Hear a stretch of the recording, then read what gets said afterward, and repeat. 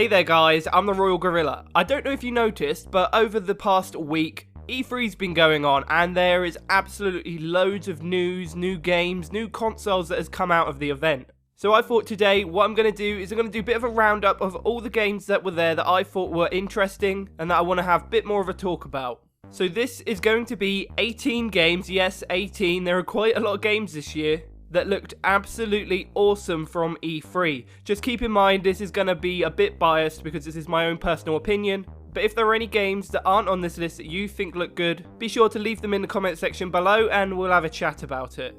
So Call of Duty Infinite Warfare appeared at the Sony press conference, and I'm not gonna lie, I do think it looks really good. It has a very different aesthetic to previous Call of Duty games, and I really love the idea of being able to have this space combat where you can go from in ships to in zero gravity seamlessly. That just seems like a really cool game mechanic.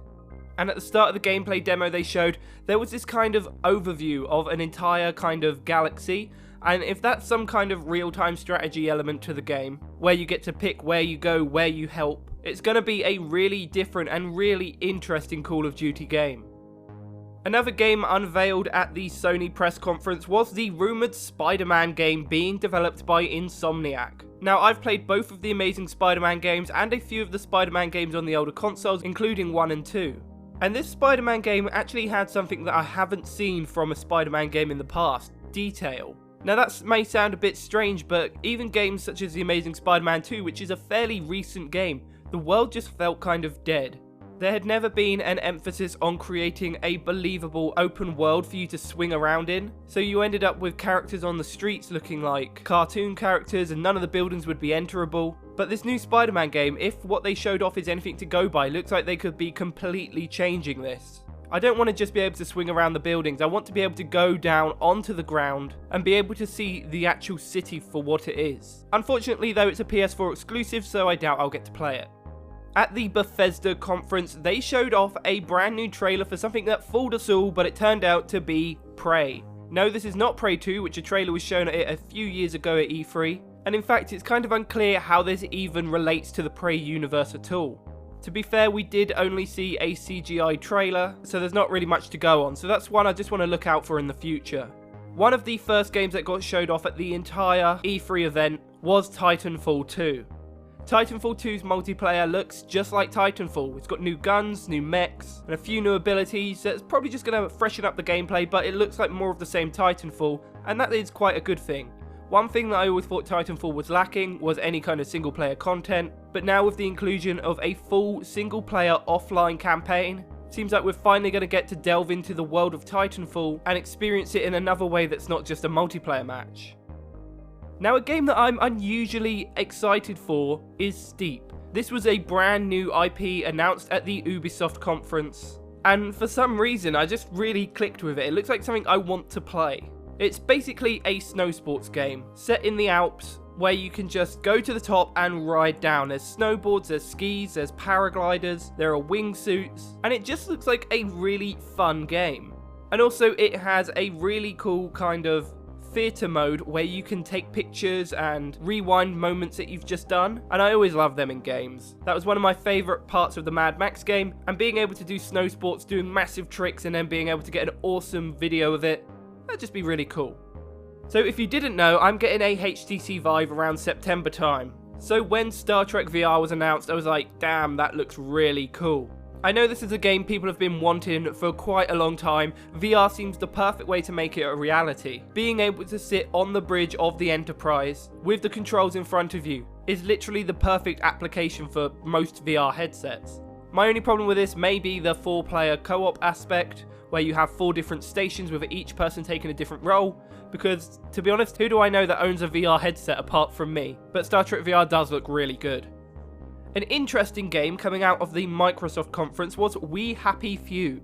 I have no idea what this game is. It kind of came across as a story-driven game from what they showed, but they didn't really show a great deal, so I'm kind of left in a lurch where I like the idea of the game. It's a cool aesthetic. I kind of want to delve into the world and kind of explore it, see what's going on and know the lore, but I just really don't know what the game will be. I don't know if it's going to have combat. Is it going to be a walking simulator? Is it going to be open world? No idea.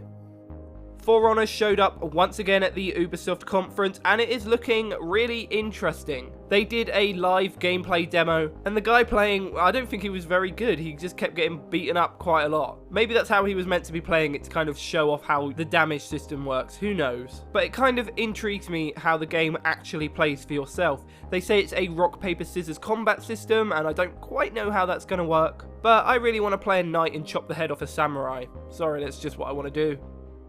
At the Microsoft conference, Sea of Thieves came in full force with a actual gameplay demo, which was apparently real events, and I'm doing air quotations there because it was very scripted, I think. The game looks fun enough, but it's still very unclear what you actually do in it. It's very No Man's Sky in a sense that they've been showing the game with gameplay, but they never actually said, oh, this is your objective. Is there even an objective to it? What do you go and do in the world apart from exploring and fighting other people? So I'm kind of tentative on Sea of Thieves at the minute, because I just don't know enough about it. Now, I know a lot of people have been kind of complaining about Days Gone, which showed up at the Sony conference, but I am a sucker for zombie games. Dead Rising, which will be on the list later, is one of my all-time favourite games. And something that Days Gone did that I haven't really seen in a lot of games was just massive hordes that kind of just crash through everything to get to you. They did a little bit of that in Left 4 Dead, but Days Gone just reminds me of those scenes from World War Z when the zombies are just tumbling over each other, scrambling to get to you, and it just looks really, really fun. Unfortunately, it's another PS4 exclusive, so I won't get to play it.